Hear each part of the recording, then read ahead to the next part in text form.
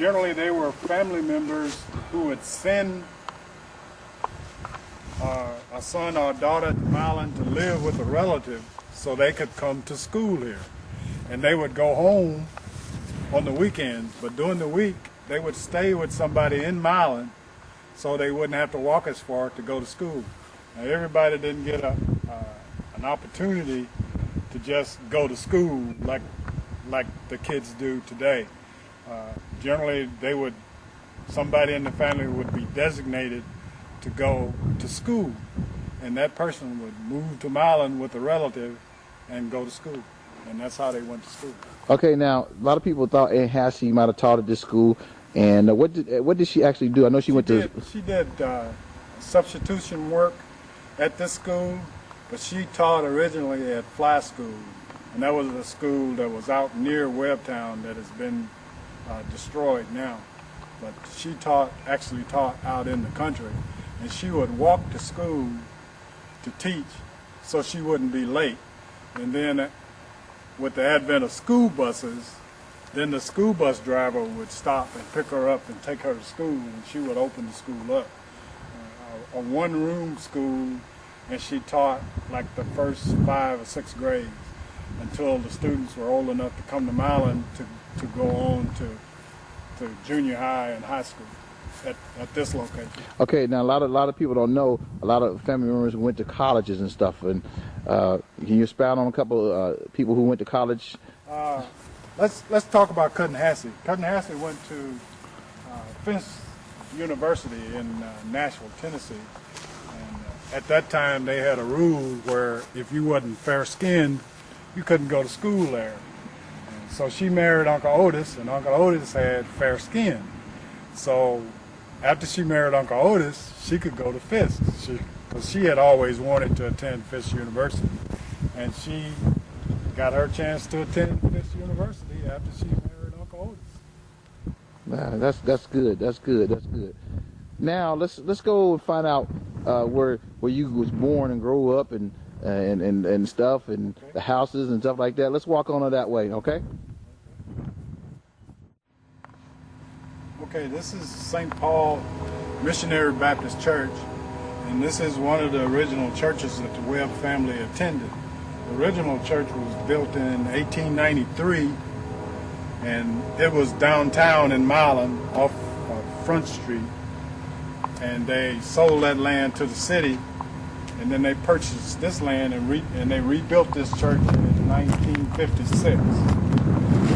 Now what are we looking at right here? Coley Webb name is on the cornerstone of this church. He was one of the original members of the building committee for this church. And this church has been on this site attended by Webbs ever since 1893. Now, where are we headed now to? We're headed to West Jackson Street. And West Jackson Street is where Coley Webb lived up until the time that he moved to Elkhart, Indiana to get a job. He had lost his job here in Gibson County. He drove a school bus. So he packed up his family. We're approaching his house. That's his house there.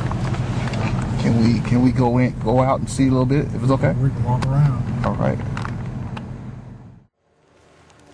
Okay, this is Coley Webb's house. This was the house that he bought and moved into when he left Webb-Town. This is Jackson Street, West Jackson Street. And West Jackson Street was the only street that had a sewer. So this was kind of like the Park Avenue of Milan for blacks at that time. This is the front part of the house, the living room and the master bedroom. The back window there is the room that I was born in. And this house was peculiar for this street at this time because it had an upstairs. It also had a bedroom upstairs, which is where his son from his second marriage, Verna, was born. His room was upstairs there, and at that time we lived, my father and mother lived with Papa Coley in this house, and I was born in that room, like I said earlier. And now we'll walk down Jackson Street, and I'll show you where his brother James lived, and where my father eventually bought that house, and raised my sister and I.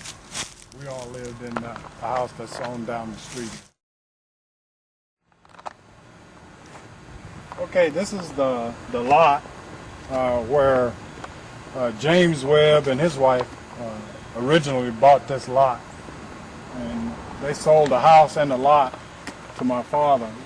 When we moved my father in with my sister and her husband in Elkhart, we had to destroy the house.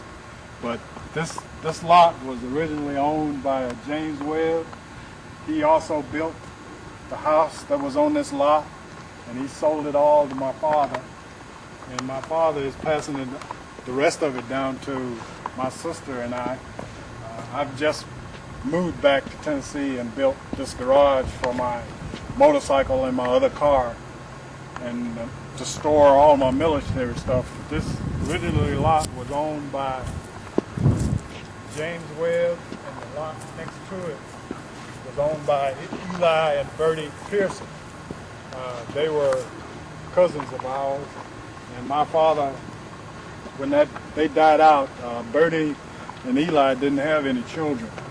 So when they passed away, my father bought that lot, and it had a house on it at the time, so we tore that house down. So now my father owns this lot and the lot next to it. But this was one of the original Webb lots, and the home was built by Webb. So it seemed like a lot of the family members was